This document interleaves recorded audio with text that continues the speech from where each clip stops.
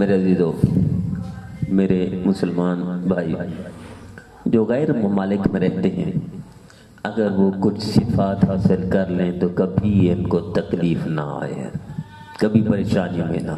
دنیا کے ہر کونے میں پاکستانی بھی ہیں، مسلمان ہیں، یورپ میں ہیں، امریکہ میں ہیں، آسٹریلیا میں ہیں، افریقہ میں ہیں، نیوزی لینڈ میں ہیں، لیکن صفات سے جو کامیاب ہیں صفات کی وجہ سے ہیں، جو ناکام ہیں اپنی بری عادتی کی وجہ سے۔ اگر یہ صفات اپنا لیں، سب سے پہلی بات، جو غیر مسلمان، جو مسلمان ہمارے، جو پاکستانی ہمارے یا انڈین ہمارے یا بنگلہ دیشی ہمارے مسلمان بھائی ہیں، یہ اگر کہیں غیر ملک میں رہتے ہیں تجارت کے لیے، ڈیوٹی کے لیے، نوکری کے لیے یا عام وسائل کے لیے، مال کے لیے، تو ان کو چاہیے اللہ کے رسول کے فرما بردار رہیں، چونکہ مسلمان ہیں۔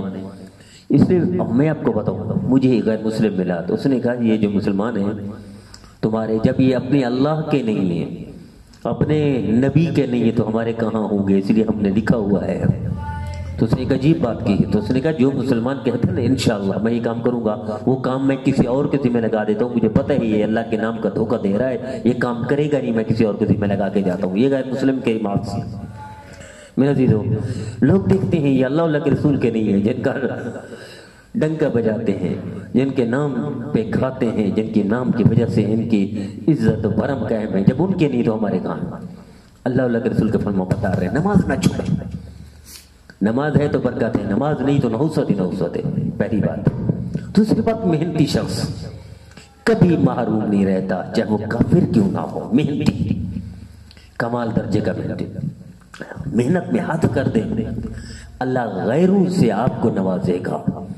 بلکہ میں آپ کو ایک بار بتاؤں، یہاں کراچی طارق روڈ پہ ایک شخص اندرون سندھ سے، غریب لیکن محنتی، وہ شخص جس کے پاس وہ ڈیوٹی کر رہا تھا میں اس کو جانتا ہوں، اب وہ فوت ہو گیا ہے۔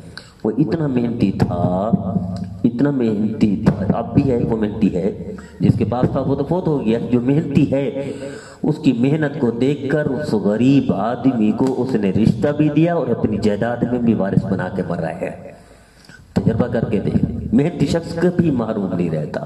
سست، نکما، کام چور، بددیانت، خائن، یہ جو بری عادتیں ہیں یہ کبھی بھی خوش نہیں ہوگا۔ محنتی شخص کبھی محروم نہیں ہوگا، اللہ اس کو نوازیں گے، چاہے دنیا کی جس کونے میں ہو۔ محنت نہ چھوڑیں میرے مسلمان، چاہے کسی بھی ملک میں رہتے ہیں۔ تو میرے عزیزو، محنتی شخص امریکہ میں رہ کے بھی کامیاب ہے، دنیاوی اعتبار سے، یورپ میں رہ کر بھی کامیاب ہے، آسٹریلیا میں رہ کر بھی کامیاب ہے، دنیا کے ہر کونے میں۔